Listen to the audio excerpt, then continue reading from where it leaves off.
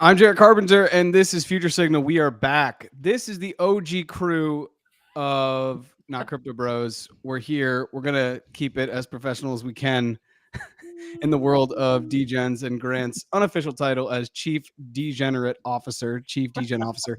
I don't even know where to start. We were going on different threads in the behind the scenes here. Aussie or Jacki, I'd actually love to check in and see what you guys are doing with Web3. So, Jacki, do you want to run first? We can kick off there, and then there's a holy host of stuff for us to talk about because so much has happened since the four of us have actually been on mic. I think it's been since the four of us have been on mic. We've had multiple calls, but it's been almost a year, which is a long time in crypto. Even this last 2 weeks, there's a lot of stuff to talk about. So, Jacki, do you want to take the floor first? You can take it in any direction. You can talk about what you're doing. I just figured we'd give you the space and the time so we have this on wax.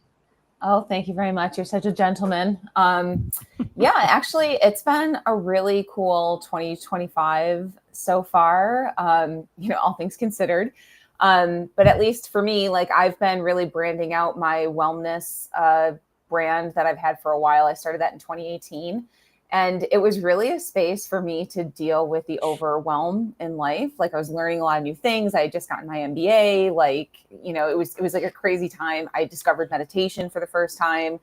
And through that whole process, I ended up getting certified. I've run hundreds of people through meditations. I've worked with different businesses and groups. And I got away from it for years. And recently people were like asking me if I had done it again or was still doing the classes and that. And funny enough, I went to Consensus and it was the first time that I was not sponsored by anyone else. So I went as Wellness Productions and I got to talk about like a meditation community and how I originally saw this going when I started to picture tokenizing it, some way, somehow, which is a tricky thing to do in the health and wellness space. Grant, I think you could probably speak a lot to that. People are setting like personal goals. Like, do you really want to tokenize these things? So it's been an interesting chapter, and I'm still working with some other professional groups. I'm still with Blue Carbon Farm. Been traveling around, staying up to date on regulatory and compliance, and figuring out exactly how to tokenize things in an ethical way that aligns with our choose your own globalization narrative that's happening right now. So never a dull moment. Okay, well, I mean, I don't want to turn this into an interview of you, but everything you just said is fascinating because tokenization is slowly taking over, and I'm sure Aussie will talk about this as well when he talks about what he's been working on. Tokenization is the word. I would say it's the most used word right now in crypto, other than maybe stablecoin. And the tokenization of real world assets, the tokenization of just maybe putting, I could see, for example, I could see a day where Tesla stock, for example, isn't just only, basically available, honestly, to a certain select amount of people. You can go on and get Tesla that's tokenized. And I just think that that's going to be really, really fascinating. And for someone who, Grant was actually just down visiting me in Colombia. I think he had a good time. It was nice. We were in Bogota, Medellin. But, many people down there, when you look at people who are going to be talking about money, so if they're financial mentors, first of all, you got to get through the budgeting. Then you got to get through, okay, what are your goals? But then when you get to the point of like investments, if you look at even like the Colombian Stock Exchange, there's only so many things that you can invest in, and they may not even have access. So I think the idea of letting anyone who can have access to blockchain, which I think is more people in the world, have access to something like Tesla is absolutely fascinating.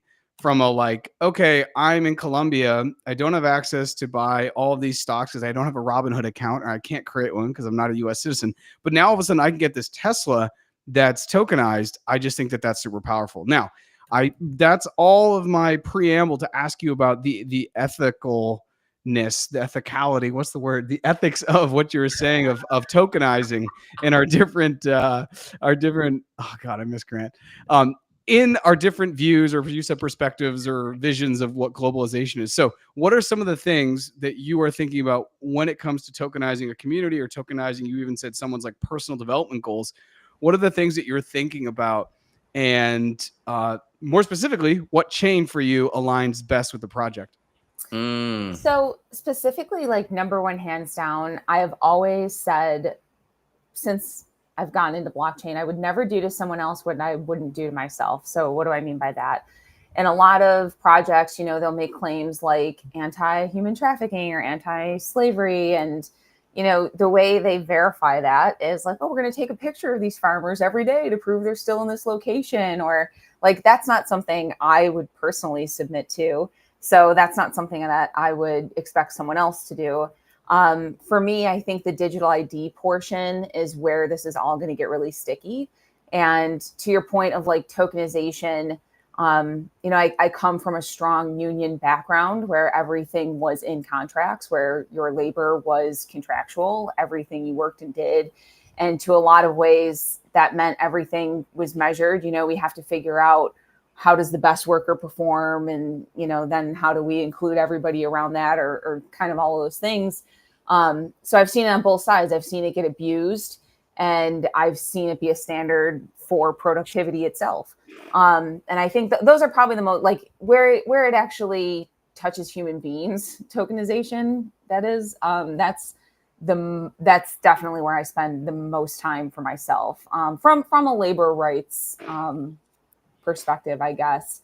And then to your second question about what chain, right now, I think anything that's interoperable, I love what Cosmos is up to. I've been sort of following them. They're not like a super, well-known chain, I guess, in like the average world. But they've always been like, interoperability was always their like, main thing. I think we've talked a little bit about this ETH resurgence that we're going to see. They have a very strong foundation. To be honest, like Ethereum and Bitcoin and maybe Dogecoin. I talk about Doge every time I'm on, but I did some research on it the other day. I was like, let me just check back in with the dog and see what's up. But yeah, there's so many considerations when choosing a blockchain. I don't want to eat up too much time, but I think I still gravitate towards the ones that have the strongest foundation right now. Yeah, I think that. So for people that don't know, was working at Compass Mining, and now and I finished up that chapter. Super grateful for everything, because I got to learn about Bitcoin mining, which I still think is probably one of the coolest sectors growing in the world right now.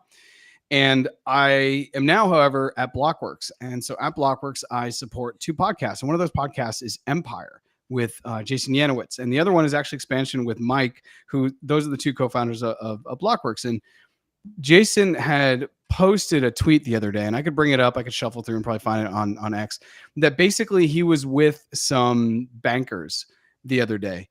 And let's see. Well, what did he say? He said something like, to the bankers, there's only 4 actual cryptocurrencies, and the rest is just like everything else. And they are Bitcoin, Ethereum, I want to say XRP, and then I want to say Tether. Solana. Thank you. Oh. Yeah. Well, leaving the stable coins aside, right? Obviously the stable coins but as far as like chains that you can like do different things on, those were like the 4 things. And that was a really interesting, and some people hated that and some people didn't, but it's really interesting to think that Ethereum is still very much in the crypto zeitgeist. It is still the thing that is at the base and the foundation. And actually on Empire today, an episode came out, and it was with the CEO of Polygon Labs and the CEO of Polygon Foundation. And they both basically said, look, we still need ETH. ETH is a huge part of the ecosystem. We can't do what we do without ETH. And basically no one's come up with a better solution that's as decentralized and as big. This isn't just market cap. This is overall community as Ethereum. Now that could change over the next cycle. And I think Aussie can honestly weigh in and dive in there. But Grant, I'm going to pass the mic to you to pass the mic to Aussie. Do you want to ask Aussie about what he's up to? Because we have all seen behind closed doors some of what Aussie has been doing. And but I haven't heard anything for a while. Grant, when was the last time you had a check-in with Aussie on what he's We haven't. Because he's really quiet, and normally he's not this quiet. No. No, yeah, normally he's not this quiet. That means he's actually grinding on something good. No, I just a quick preface or a bridge maybe to the comment on tokenization, the sidelining of stable coins, but then to bridge to Aussie's project. So he's probably going to be the expert in residence here. We've all seen Walmart, Amazon, and I heard of another one this morning announcing their own stable coins. And I thought, correct me if I'm wrong, But I thought the Genius Act actually put guardrails on private companies being able to do their own stable coins. And I was going to pose a question to the experts in residence on this, who are not me, maybe Aussie, maybe Jackie, maybe you, Jarrett, that are these actual stable coins, or are they tokenizations of these companies? And then I thought about it. I'm like, no, they're just trying to circumvent Visa. And it was an article about how Visa's on its basically been put on its back foot from a boxing metaphor perspective, where they're going, wait, these major companies are trying to launch their own stable coins to, yes, get around credit card fees and basically take that revenue back to themselves. So this topic does have me intrigued. So Aussie, is there any bridge from the concept of stable coins, tokenization, and the private companies launching their own stable coins with your project? Maybe give us the high level overview, and then we can bridge that afterwards. There's a lot of bridges right there. Stable coins a little bit less because of the fact that, yes, stable coins are probably the thing that's going to grow the quickest on chain in the next 3 years, probably. But from a tokenization perspective, we're building for the tokenized future. My project is all about taking essentially index funds, ETFs, whatever you want to call them, and bringing all of that technology and that opportunity on chain. So taking, for example, if we were talking about tokenized Tesla before, take tokenized Tesla stock, tokenized Walmart stock, tokenized oil, and Solana, for example, and you could all pair that all together in a basket and create your own weighting and create your own index that way, and you could make it available to anybody. You could have it private just for yourself, or you can make it available to anybody to follow along with you. And as we're all creators, it's one way that we're looking at empowering creators to have alternative forms of revenue. So if you're a fin influencer working the finance space or the blockchain space, or even like kind of overlapping the two, if you give that kind of advice rather than having your private group or your private community that where you have to charge extra for access, why don't, and you have to spend more time, why don't you just create an index with your portfolio that you can update, and you earn fees from people participating, buying in to your index because they believe in your portfolio, they believe in the quality of your information. So the higher quality you are as an influencer, as a creator, the more you can earn as well. So let me say back to you what I think you're saying. Your platform is an index generator. Yes. Okay, yes. so you're not doing the tokenization. You're letting someone, for lack of a better term, stake whatever they're holding or whatever they want to turn into an index, and they stake it in essence?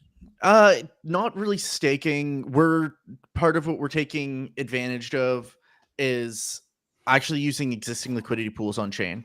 So rather than staking or whatever, we're acting like real indexes. So just like anything that, just like the NASDAQ, if you were to try to buy VTI, we're doing exactly what VTI would do.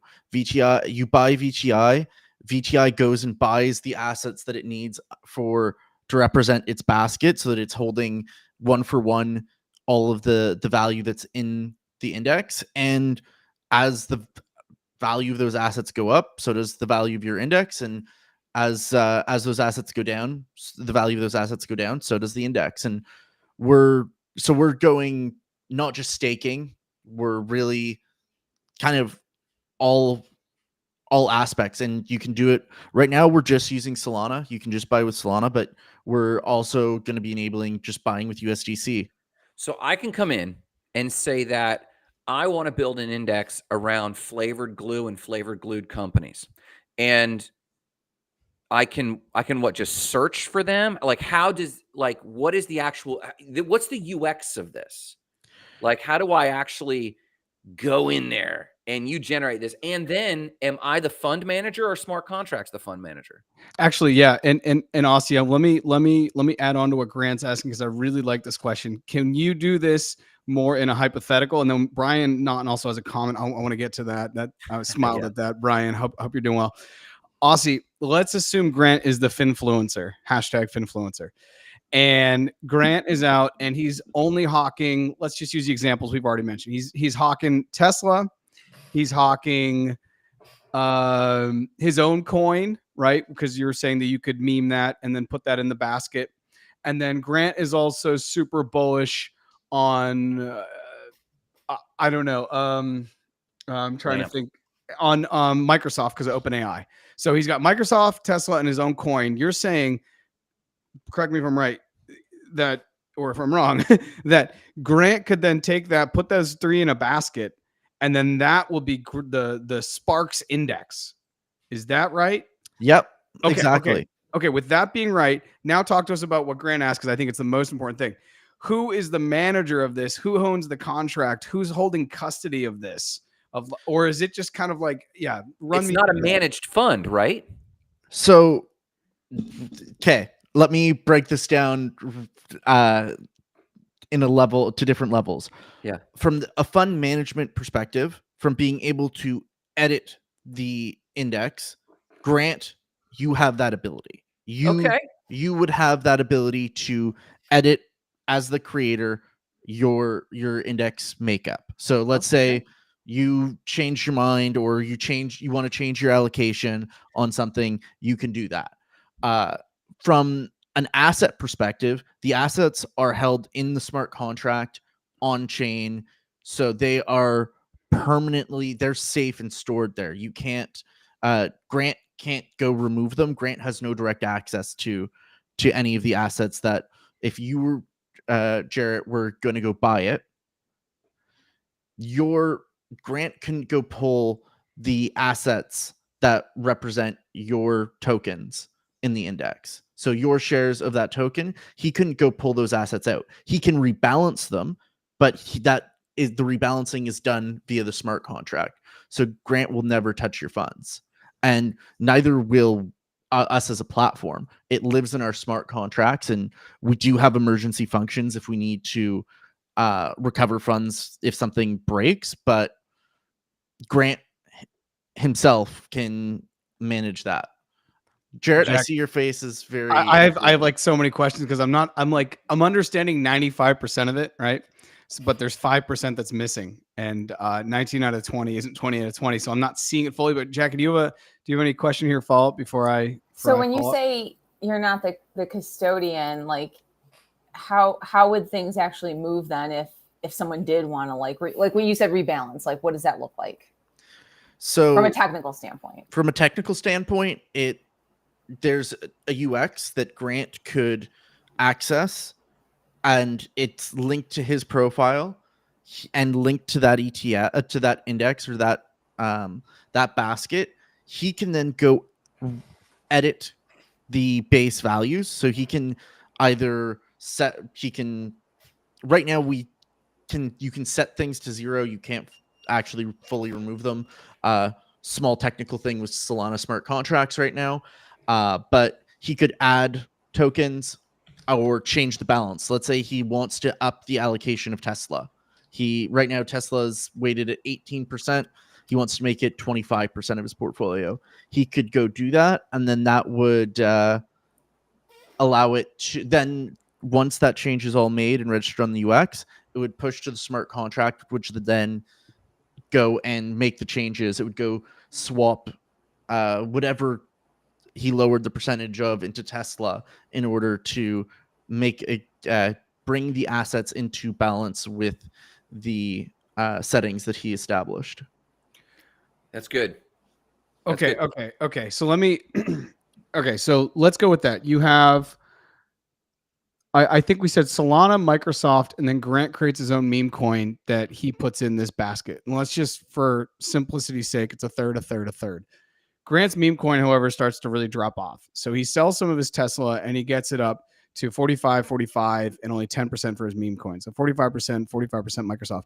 If I hold Grant's index, I actually don't have to do anything. He just rebalanced And then what I can do is I could go get more shares of his index if I like what he did, or I can go sell shares of his index of the token of the Grant index token, the GIT, if I don't want that. Is that what you're saying? Exactly. Okay. Now this is all in Solana. Right now, it's only on Solana. The MVP, our smart contract is done. We just passed audit. We're going through our final testing, and we're looking at going live early August. The smart contract is is already done. Most of this all works already, and so we're just waiting on testing and some final stuff. You know what's interesting about this? all of the devil's advocate thoughts that pop into mind as we're describing this, they're already kind of answered. For example, Tesla's not tokenized, so like it's going to be a very limited set of offerings. But you've already said no, we're preparing for the tokenized future, and I'm like, nope, that's legit. You're not worried about tokenization. There's going to be plenty of platforms and already we've seen. I mean, heck, when we did our own event, we were doing this with not Homebase DAO, but whoever had their homes were being fractionalized and tokenized. And it was Homebase. It was Homebase. Was it Homebase? Yep. So that's already happening. So there's a lot of foresight. It's funny though, Aussie, as you're talking about this, and I'm having flashes of each of the little startup ideas you had, and I'm seeing slivers of them from most each of them assembled into this finally very coherent, cogent idea that also has the fortuitousness of being exceptionally timely.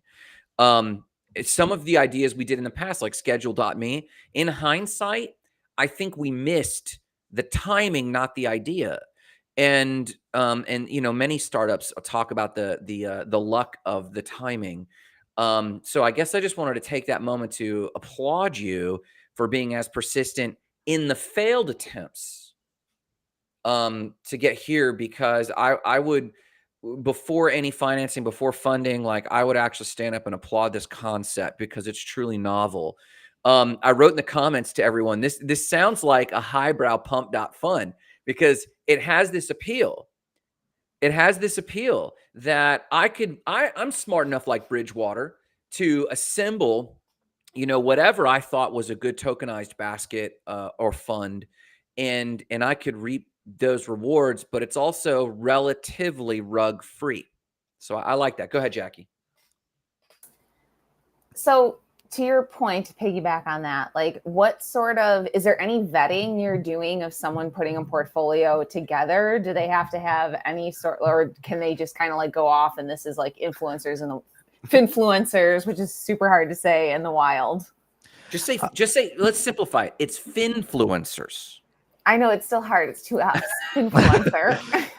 Yeah. So we're not necessarily vetting each creator on each person going out there to make a basket.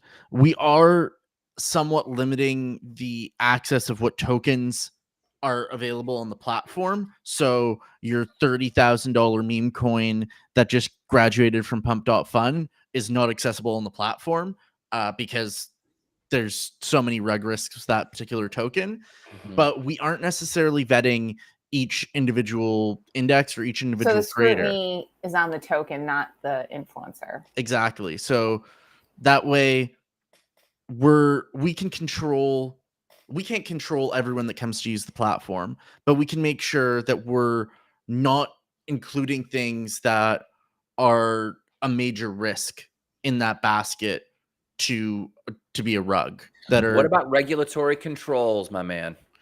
Oh, we are working pretty hard on regulatory controls and compliance. There's quite a few things that we're working on, and I don't want to dive too deep into that. Okay. But we are definitely regulatory control and those types of management features are all coming into place. Some of it that we're talking about is, let's say, Grant, you were to initiate a rebalance. There would be a potential waiting period, so a delay period of potentially up to 7 days, where the rebalance wouldn't be fully initiated until the end of the 7 days. So it would be done gradually, so that in case let's say you were hacked, Grant, and you weren't the one that did that, made the change, you could flag it and say, hey, this change wasn't what I did. Or maybe you went from your basket was just Microsoft and Tesla, and then you decided to start adding very random tokens that weren't, or assets that weren't at all aligned with your portfolio composition beforehand. And that allows users to flag and say, hey, this isn't the portfolio. This isn't the same basket or portfolio strategy that was previously here. This is probably better off as a new portfolio or a new index basket. And it protects those users as well. It gives double-sided protection. Go ahead, Jarrett. Yeah, I mean, honestly, I have so many questions. This is so great. One of the things I think that is just going to continue to march towards the world is the mix of finance and social.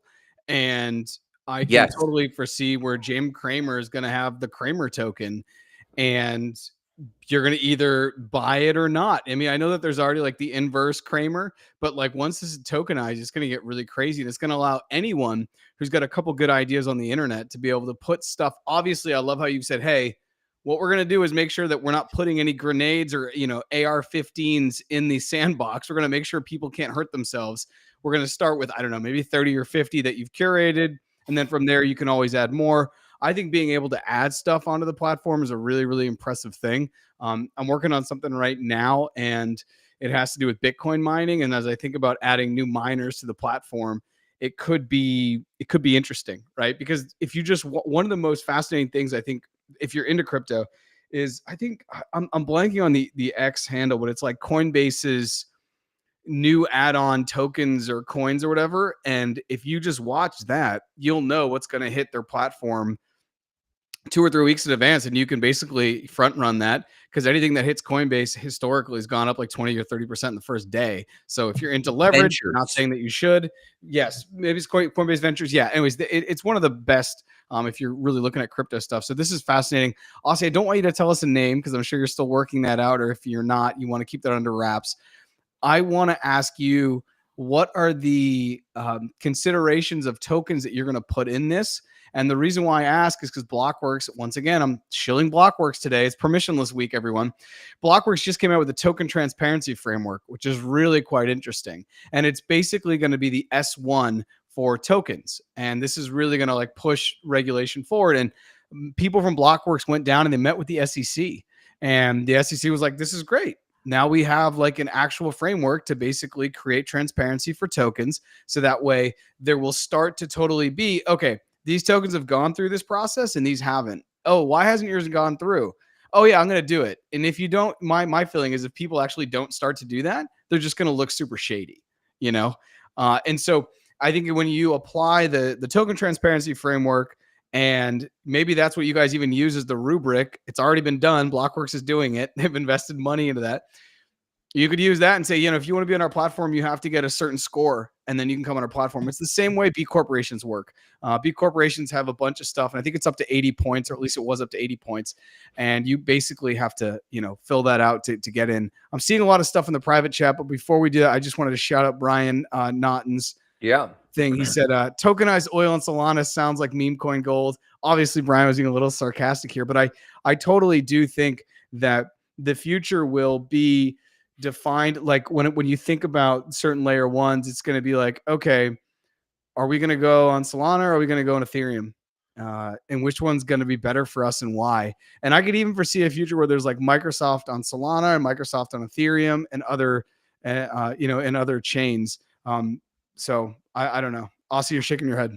I honestly don't believe that there's going to be a version that's on Solana, a version that's on Ethereum. You think there's one? There's just one, and I think that the future is truly cross-chain.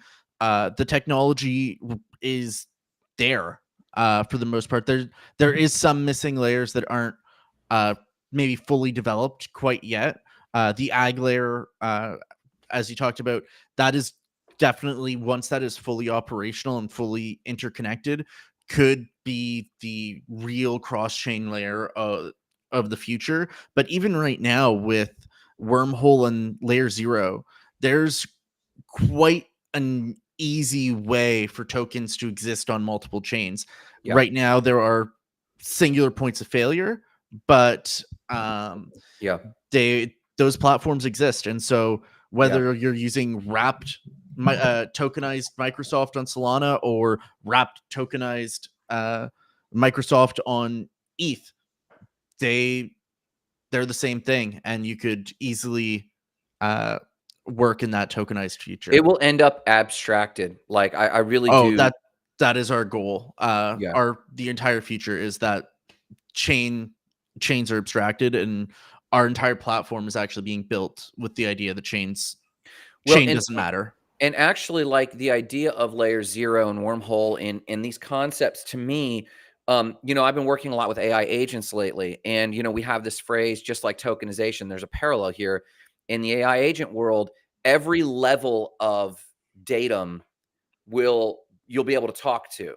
So a random project I'm working on right now is like, I see a snake plant behind Jacki, right? You should be able to talk to your plants. Do you need water? And it should be able to talk to you and give you data. And so we're working on a sensor project where you have this chat GPT style interface with a plant, but then it gets abstracted to the next level where you should be able to talk to your garden.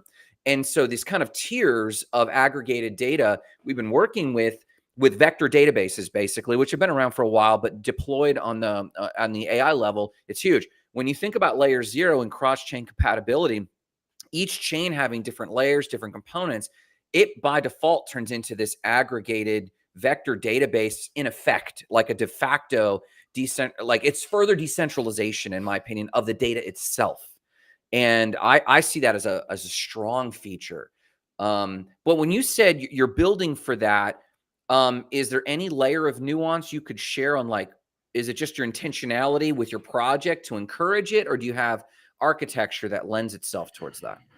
Right now, the architecture and the MVP that is going to be going live in August doesn't include the cross-chain compatibility yet, but the entire architecture that is planned for MVP +1 and +2 is all with first wallet abstraction, chain abstraction in mind, and cross-chain compatibility. That's great. So we're going to be looking at how can we have baskets that include tokens that are on Solana, AVAX, Ethereum, Base, and you can buy it on Arbitrum.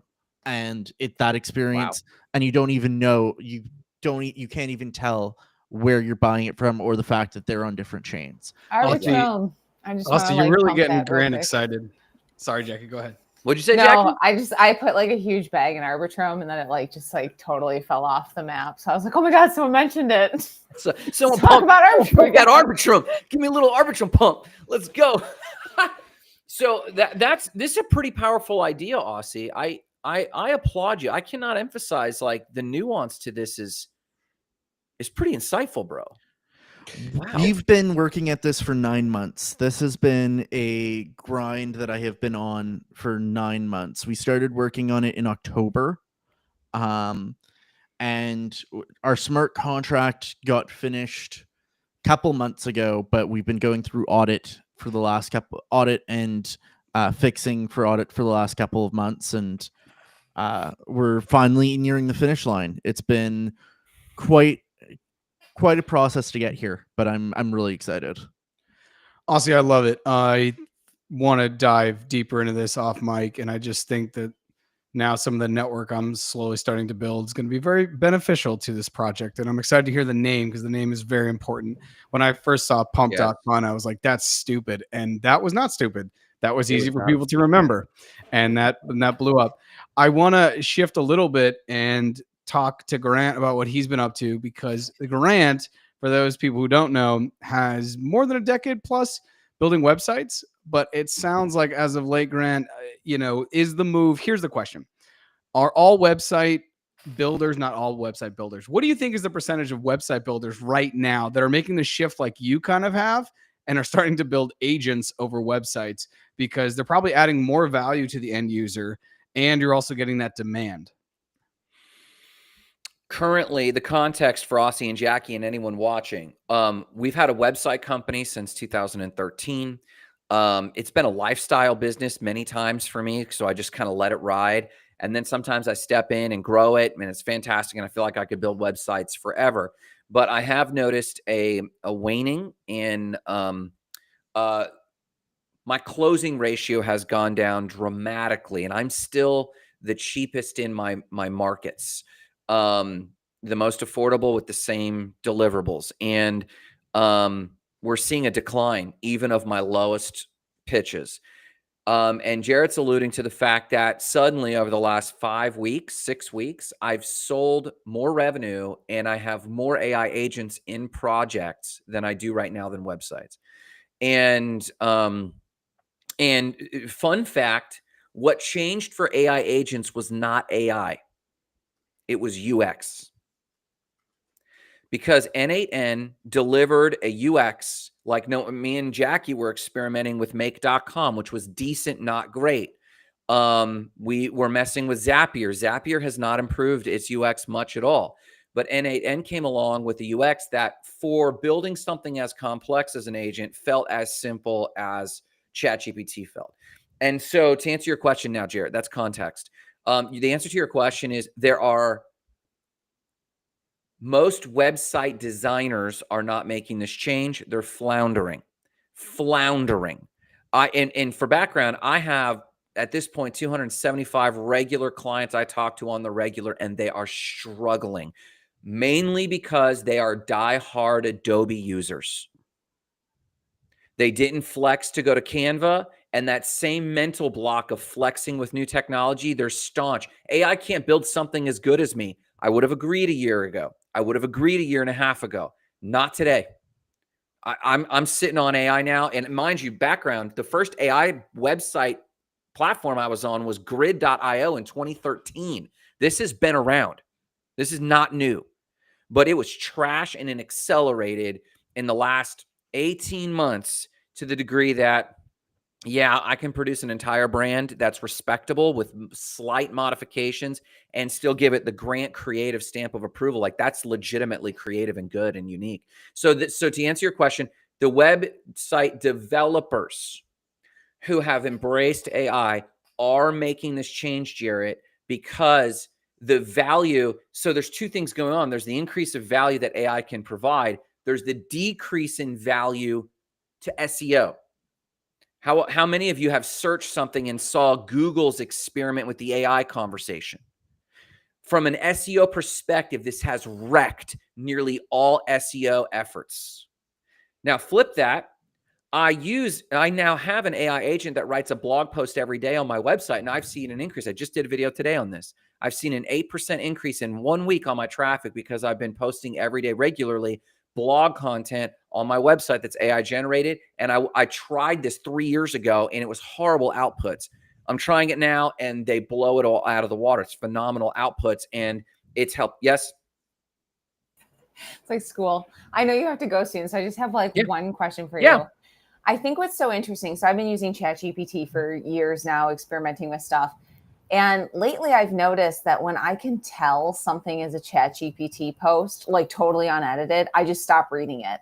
Like, even if I respect the person and know them or whatever. And it's like this weird like moment where I thought AI, and like, I still use AI a lot, but like, what is your advice to people about like, it's not just one text prompt sometimes, or it's not like you have to, futz with this stuff until it knows you and like can be authentic. And even going back and editing and curating it, I guess like what would be your takeaway on that? So a paradigm shift on this is blog writing with AI is not for human readers. We do not care if you stop reading. It's for Google. You're writing for a computer. You're literally writing We're in synchronicity or whatever. You're literally writing computer to computer. So you're waging SEO wars with an AI to an AI. And I am fine with that ethically. What you're talking about, which I do agree with, there's major studies, and we have the data that it's like when readers read AI to human articles and they don't know the source of the article, AI articles are only read 20% of the time versus the baseline of human articles.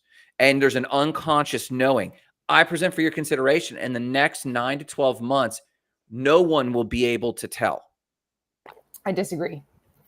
And only because, and like to your point, I agree that AI is so important. It can get a blanket of things done really quickly that you couldn't do otherwise. Yeah. There was, though, and I will pull it up and I'll find this. I'll even post it in the link. But there was a study done of people standing in front of the actual Mona Lisa, and in front of like a total like reprint of it that looked exactly the same that you wouldn't know.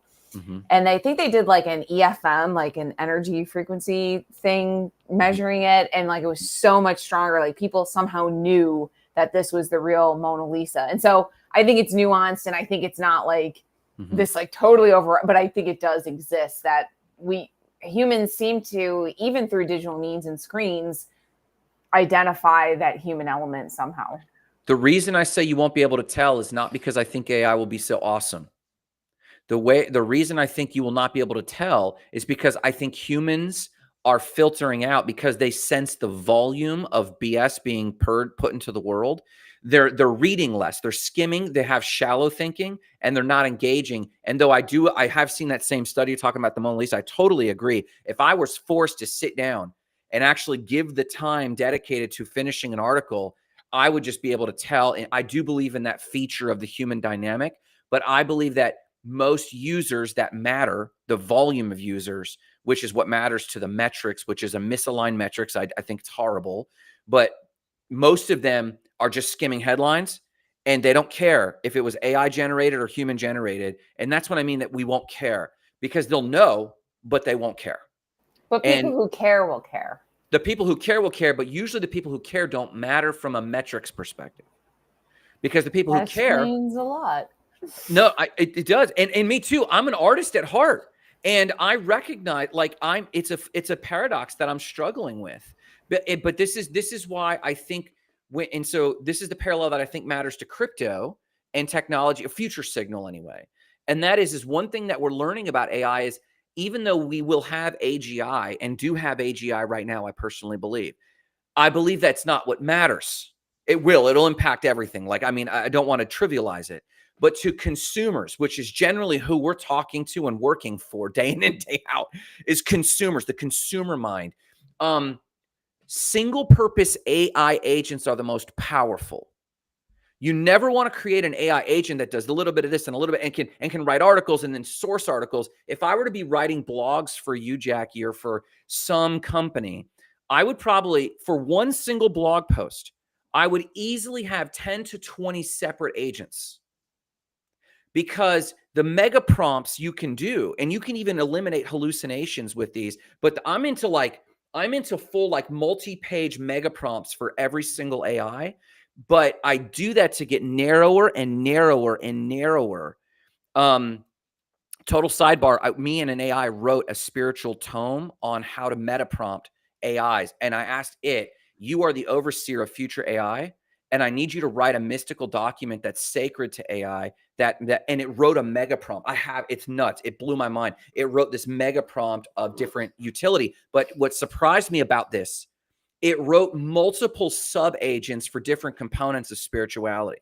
And so they're single purpose agents. And so my point is I think that this very superficial dilemma that we've had, like, this article sucks.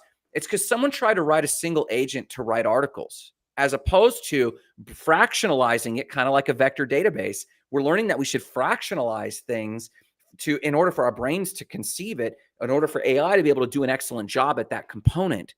And then there's an assembly AI, and that assembly AI synthesizes all of that into an article. That's the level that at that point, when that's kind of the norm, that's when we won't even be able to tell or care if we can tell. It'll just be giving us the information we want. What's that, Jarrett? You were shaking your head like, what the? No, that's first of all, I want to be really respectful of your time. Do you need to go right now, Grant? You need to cut out. If this is the appropriate moment, I do need to bail. But now we're talking about super cool shit, because I'm interested on how Aussie's going to work with AI and people like Aussie. That's where the conversation. That's where I'll take the conversation right now. And that's kind of where I wanted to go. So, well, okay, Grant, you have me interrupt, but I'll be watching from the car. See you guys. I love you guys. We'll talk soon. Drive safe, Grant. Drive safe. I did want to pick up with what Grant is talking about and just kind of ask you guys, and really with wellness and then Aussie, your project, how are you guys incorporating AI? Because like I'm working on 2 projects right now, and I'm working more than that, but there's a couple projects, and it's pretty vibe coding heavy, and I just the story in my head right now is anyone who's in crypto, who's around AI, is probably vibe coding something, and on some I'm level, and so yeah. Potentially vibe coding something right now. Yeah, literally. So, Aussie, what do you how has AI played a role in getting this business off the ground? In our case, it's given us a lot of guidance, and we didn't vibe code. The MVP is not vibe coded for a few reasons. We did end up actually hiring actual developers and going the traditional route. In our case, but we are leaning more and more into vibe coding, especially as now that we're bringing on a full-time developer in house. That's so introducing vibe coding as part of our workflow is going to be pretty huge. But the other part that I thought was really interesting about and AI agents is we are very much looking at creating an AI centric UI so that an AI agent could use the front end and could use the app on behalf of their owner or on behalf of their director. And so AI agents and the future of AI agents is part of both the architectural design, including APIs, that type of thing, and also the UI design so that they can interact with our UI. Jackie, you looked like you were about to jump in there. Do you want to? Yeah, I think that's awesome. Like what I appreciate about this group is everyone's kind of got a hand in a different part of like the sandbox. And for me personally, I've been using AI to help people do really, really simple things. Make a nutrient dense diet plan, consult ChatGPT about like, how do I use avocados in my life, or like really, really simple, tangible things. But what was really interesting to me, I officiated my best friend's wedding last month, which was such an awesome and cool honor to do. But I was talking with a wedding planner, and my friend and her husband had really every single detail of this wedding was so gorgeous. I mean, it was vibe coding, like brought to life. Like I felt like the way they must have talked to the wedding planner and the florist, and I was like adding all this up, and like I knew my best friend's vision for this wedding and like getting that across to other people. And I was like, wow, this really is like, I was like, what if this wedding planner really used, vibe coding, and like you could produce so much to show people displays, like anything about what they want to do and generate that. So for me, just going with the whole meditation theme, like I remember one of the first quotes when I got into meditation was, it takes guts to make your mind the servant of your heart. And I think it takes all of our minds to make like AI our servant. I think people are actually really uncomfortable working with those like types of terms, but like I'm like, what is it, disc profile? Like I'm like a servant leader or whatever. Like that's like a natural role for me. So I mean, I treat AI really, I'm like, please, thank you, and like very nice with it. But I remind myself all the time, like this is a tool. And I did some deep research last year over people like developing interesting relationships with AI. And I'm not going to sit here and say they're healthy or unhealthy or this, that, or the other. But I do think people should really tread lightly. And especially if you want to start talking about other people to AI, there's this whole trend of using AI as your therapy. Like I didn't give you consent to use my name in our situation and things like that. Like there's just so many things we haven't even and oh my God, when you think about tokenizing that, and guess what? It lives forever on the blockchain now, buddy. I mean, like, there's just like crazy things, how this is really going to like proliferate. And which is why my meditation technique is based on like silence and no music, I just encourage people like, oh my gosh, please have a connection with your internal voice, because there are going to be so many other voices available to you. and like programming you. Like I really think that's the time period we're moving into more significantly than any other. Jacki, I'm not sure if you said, I think you said you were maybe staying open, but do you have a chain in mind? Aussies is building on Solana for wellness. Do you have a chain that you're leaning towards? Honestly, I've been following a colleague of all of ours, I think, Fernanda Bocard. She did her NFT project on Base, and she's been very like documenting the journey of that. In fact, I would tell anyone to look her up on LinkedIn. She has like a lot of great insight. And I think like for wellness specifically, Base feels really good because it feels very like tangible to my audience specifically that isn't very crypto native at all. So for wellness specifically, that would be like a really good chain, in my opinion. Yeah, Base is fascinating. I'm a huge proponent of Base. When I think about the future, it's like Bitcoin, something like Ethereum, probably Ethereum. I have to bet, and then USDC on Base is just so clean. It's instantaneous, little to no fee, like actually free, I think, and so it's just like painless. Aussie, are you guys? Now I want to ask you. We're going to go back a little bit. If you're just jumping in, Aussie's building an index finfluencer platform where Jacki and I could come together and create a finfluencer, or Jacki could just have an index fund and say, hey, I'm going to put in these cryptos or maybe even these real world assets, and I could do the same. And then people could go buy, the Jarrett index fund, right? The GIF. So Aussie, what is you said you're going to launch in August. The way I see this, and I want you to correct me if I'm wrong, is that it's really going to be backed by creators and influencers.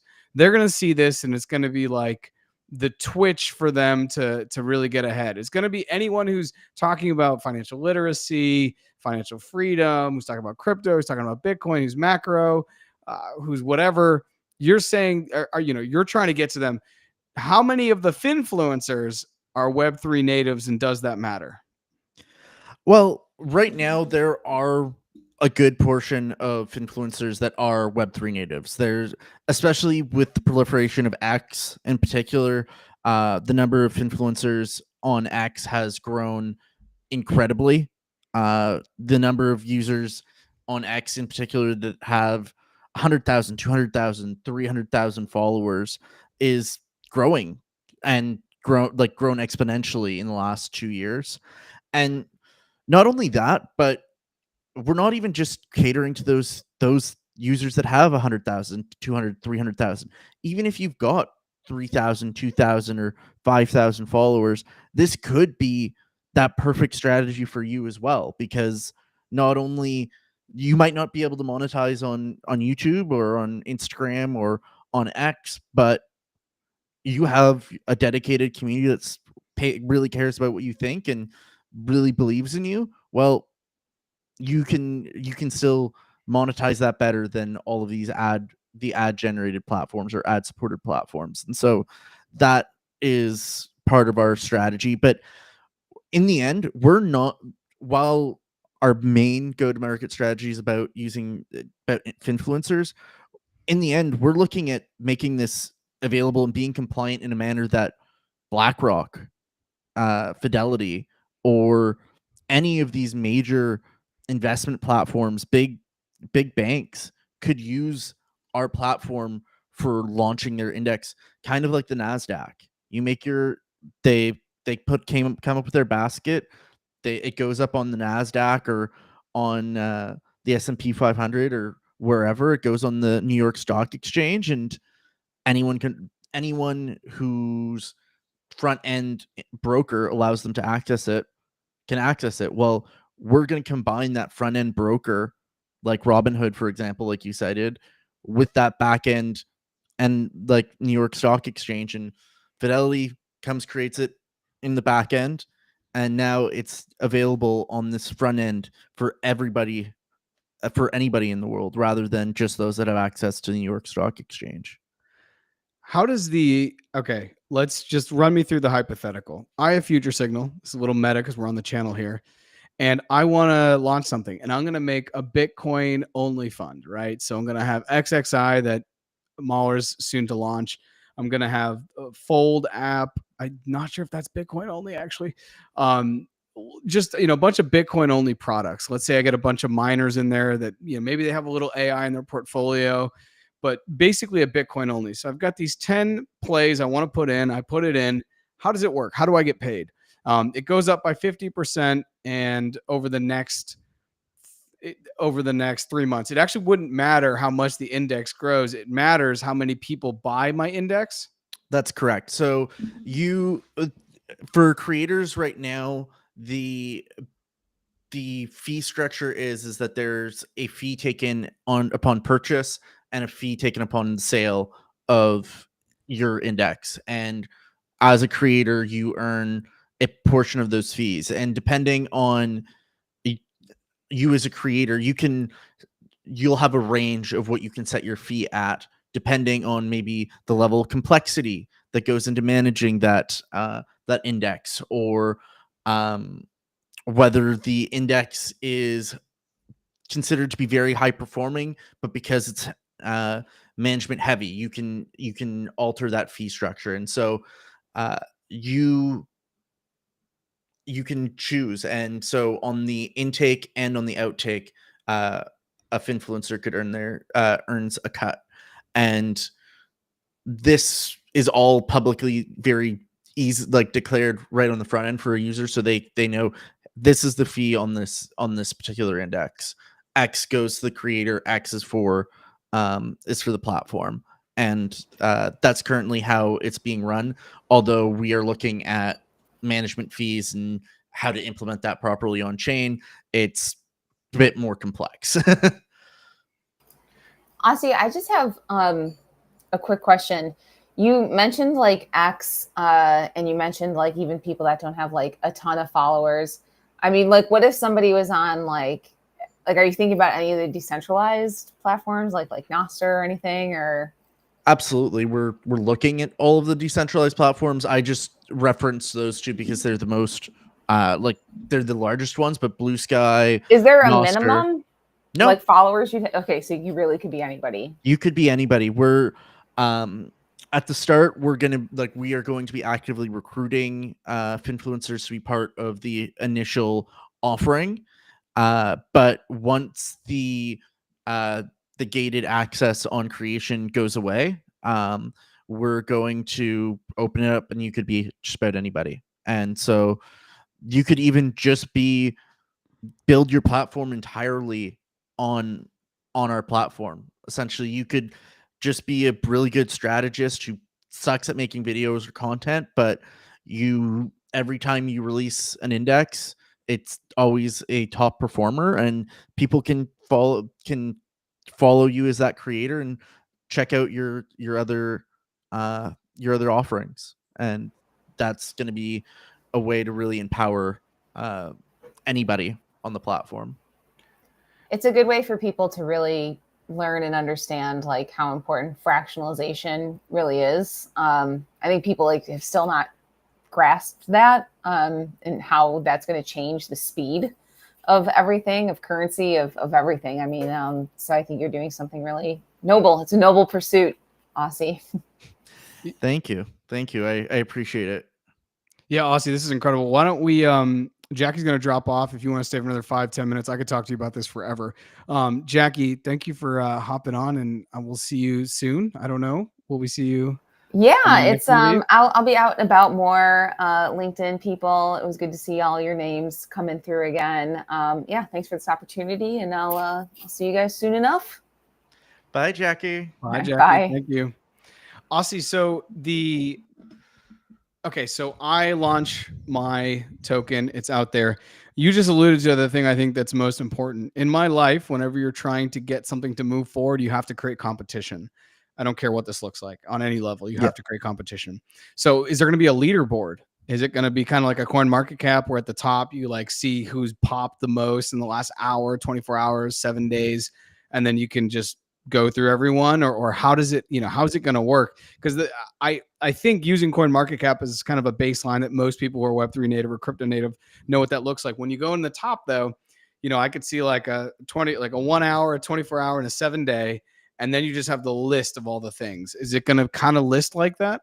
So there's going to be an opportunity to list and sort that way. we're offering multiple different ways to sort the list of indexes or the list of products that are available, whether it's by TVL, so the amount of funds that are deposited within that specific index. So you can see, oh, a lot of people are in this one. It must be solid or stable or have a lot of support, or look at hourly, daily, weekly, even potentially monthly performance to see, oh, okay, these are the top performing ones in the last 24 hours, this last day, this last week, or this last month. And we'll be offering all of that so that you can sort and access the platform that way. And I see Grant asked a question on in the chat. Did he really? Hold on. Let me bring this up. Could you launch your DAO and have it on the fund? We are looking at implementing decentralized governance on indexes if you want to. So this is an optional feature that isn't going to be available at launch, but is part of the roadmap, is to, as part of that safeguard of, or as part of also building community, allowing you to generate an index, create an index, and then have all of those token holders be your DAO and have influence on how the index changes and how and or suggest changes or approve changes as part of your DAO. And so we are looking at embracing both legal compliance and decentralized communities with our setup. Yeah, Grant has a question here that builds on what you've kind of said, and then I also have a question that builds, so half and half there. But let's go with Grant. Grant says, "What are the existing sources or existing repositories that kind of already exist?" Basically, what I think he's getting to is who are your current competition, who could be competition, and the thing that I always think about when it comes to entrepreneurship is what bigger bag can spend 10 million because it's nothing to them and create this overnight. Is that a Coinbase? Is that a Kraken? Is that something else? When you guys look ahead, and sometimes having competition in the market can be a good thing. So you're like, yeah, we have so much more value add than them, and they're more expensive, and we're cheaper, and we're more efficient. But what are the things that you see as like, okay, there's some other sharks in the pool? Well, looking at competitors, it's kind of funny you were asking me this question because we were going through a little bit what's out there today as a team. And right now, the most obvious one is Reserve Protocol. It is on Ethereum. It has existed for a while, but a lot of their offerings are more stable currency based. There's not a lot of user creation is not really available. You always have to have a DAO format for index management. So they've got a lot of kind of negative, not necessarily externalities, but it's not a lot of flexibility or user empowerment. And in the same time, they don't necessarily share fees with any index creators. So someone may be the index manager, but they don't necessarily have the ability to earn or participate in that fee share. And who could go out there and do this right now with $10 million? There are people that could definitely. I mean, Coinbase and Kraken could build something at in this nature.